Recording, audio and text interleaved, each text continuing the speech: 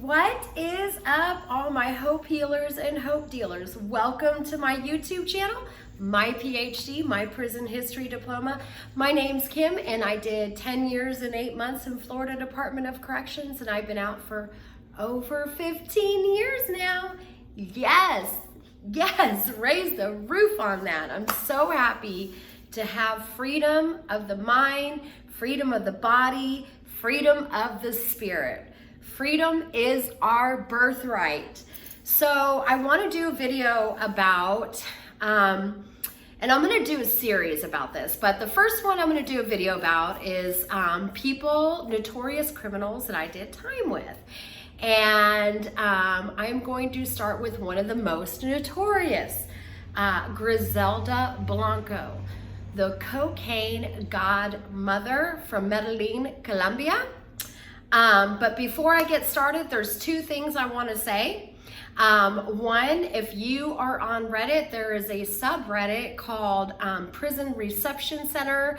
Locked Away One is the one that moderates that subreddit. It's really, really great. It's a fountain of information. The men and women that were incarcerated, or currently incarcerated, we all help each other on this subreddit. We answer questions for people that are looking at potentially being incarcerated. Again, that subreddit is Prison Reception Center.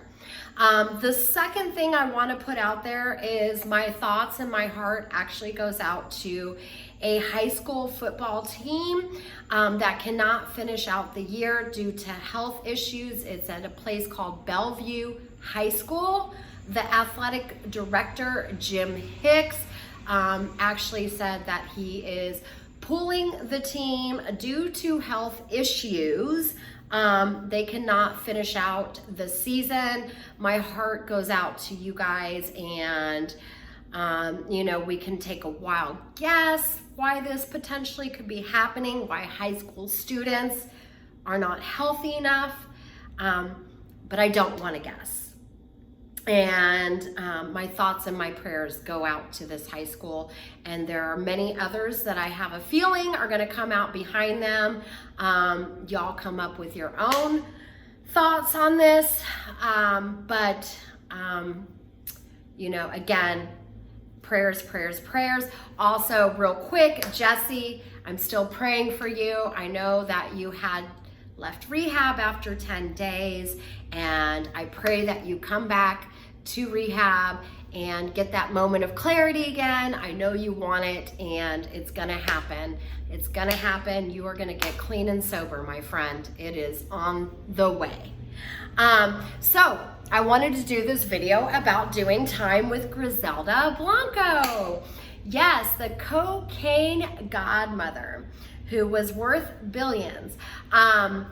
I did time with her at Lowell Correctional Institution. She got sentenced to 20 years in Florida in 1998. They actually released her in 2004. We all heard about it during our incarceration when she was going to be released, and the reason we were told that she was not riding out the whole 20 years in Florida Department of Corrections is because they just wanted to ship her back to Colombia. So it actually worked out to her benefit that she was not a US citizen. Off of those 20 years, Griselda only did 6. When she got out in 2012, I believe, she got gunned down in Colombia. So a little bit about Griselda Blanco, just the facts of what landed her incarceration. She was a dominating cocaine godmother from Colombia, Medellin. She was responsible, and you can read this on Google, for over 200 murders. She was probably one of the most ruthless women out there, but she was also a billionaire due to her cocaine empire. Now I'm going to tell you what she was like during incarceration, because I did have the opportunity to meet her. There were many times that I walked by her, many times that I was in the same vicinity with her, of course. But here's the thing. that you guys are going to be absolutely surprised about, or maybe not. She did have basically her own security of inmates. So what that means is she basically had bodyguards around her 24/7. These women were responsible to protect Griselda at all costs necessary. So to be able to meet Griselda and actually have a conversation and shake hands with her, you actually have to get permission from her, specifically through one of her guards, so to speak, her inmate guards. She was very quiet in Florida DOC, so you didn't hear much about her. We knew that she was there. We knew what she looked like. Of course, we knew when we passed by her in the hallways. She never came to the chow hall, to be very honest with you.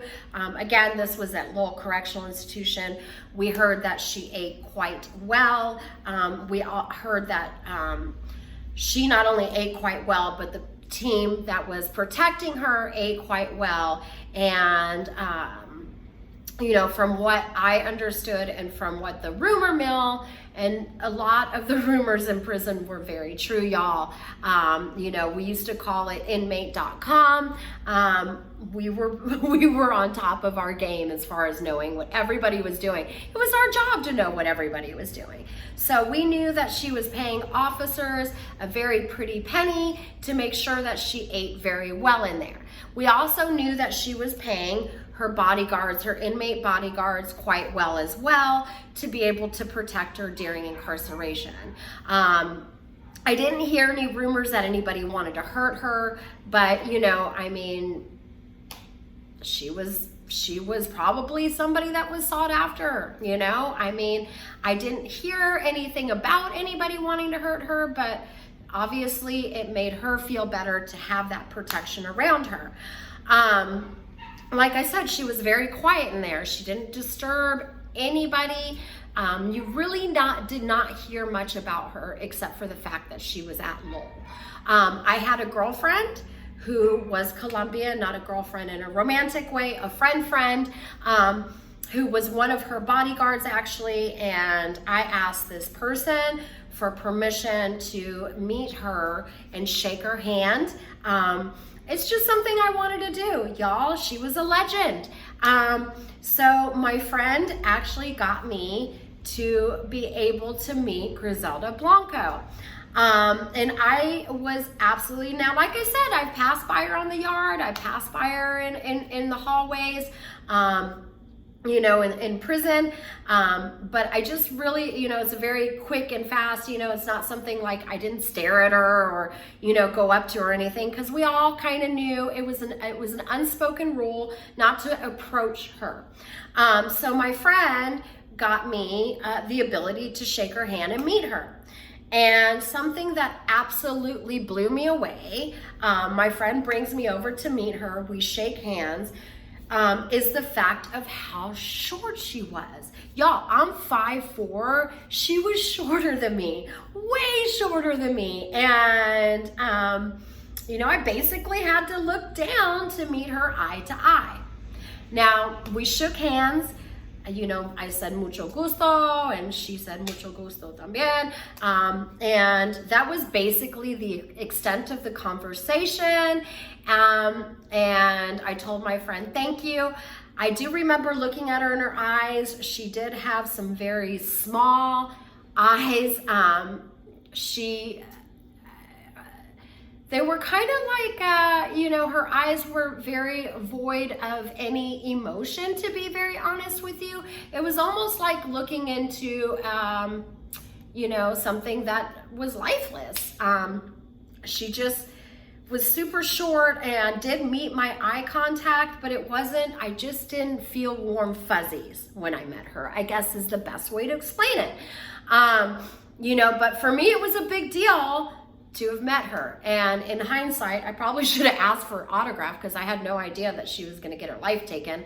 But she did. She got cold-bloodedly murdered in Medellin, Colombia, you know, and it was interesting how us as a community during our incarceration, we actually respected her identity. People just did not go up to her, you know. We didn't ask her any questions. We didn't go out of our way to talk to her. Everybody just kind of did time with her and let her do her own thing. Like I said, the rumors were she was getting fed well, but you know, honestly, during incarceration, I mean, I hung out with people that thought like me, and it was a live and let live for me. I don't care if people were getting steak and I wasn't. My thoughts were, congratulations if you're eating steak. I will congratulate the next person while I'm eating tuna, you know, canned tuna. I mean, it's fine. It's fine. I didn't have a life sentence, so it wasn't that big of a deal if somebody was getting more than me. And, you know, I mean, I don't want to say, it is kind of a respect thing, you know. I mean, the higher you are on the criminal totem pole, the more you're known by mainstream media, especially her. You are going to have more street cred in prison. And she was indeed very respected, not only by the inmates, y'all, but she was actually very respected by staff. You know, and she was older. She was not young. She was older. She had gray curly hair, very short. Just, you know, it looked almost like your next door neighbor grandma, you know, minus the steely eyes. And that was the extent of my meeting Griselda Blanco. There were many other people that I was incarcerated with that are quite known through mainstream media because of their crimes. I'll make a few more videos. A lot of y'all probably saw the movie called Monster about Eileen Wuornos. Yes, I was in prison with her in Broward Correctional Institution, which is where death row was for women. I'm gonna make another video you know, later on about what she was like. I mean, I had one brief encounter with her, to be honest with you, but it was enough to, anyway, that doesn't matter. Sorry, I just went off on a whole different subject. But anyway, y'all, I want to say something. I posted something on Reddit today, and it was a subreddit called Cali Bangin', and it was about my YouTube channel, and somebody politely told me, hey, this doesn't have anything to do with Cali banging, and then somebody else commented something, you know, to the effect of me being white. I want to tell y'all something, and this is I stand firm on this. I don't live in the lie of separation, okay? I understand that there's black people, there's white people, there's Mexican people. I'm not ignorant and I'm not dumb. Skin color is different colors, yes. But at the end of the day, we all bleed red.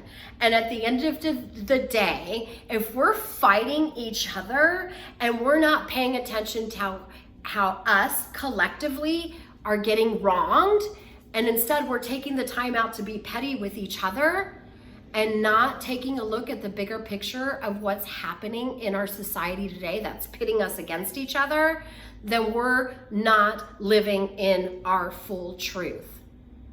We all bleed red. And I don't give a crap what race, creed, or color you are.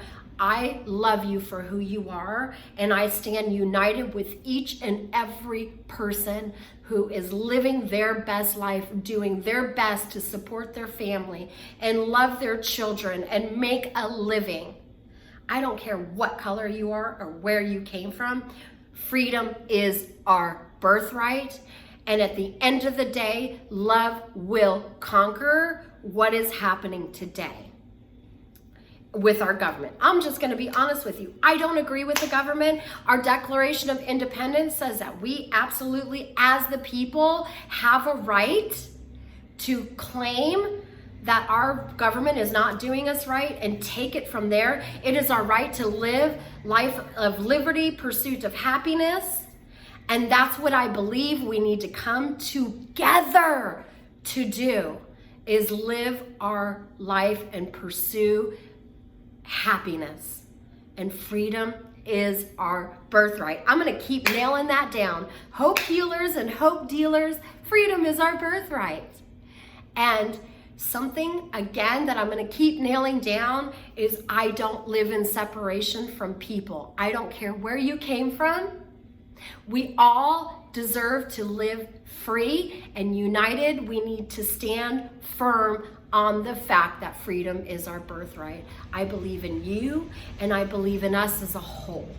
We are going to come together. We, the people, are the power. I love you all, my hope healers and hope dealers, and I hope you're having a super happy Monday, and let's make this day great for everybody. Love y'all.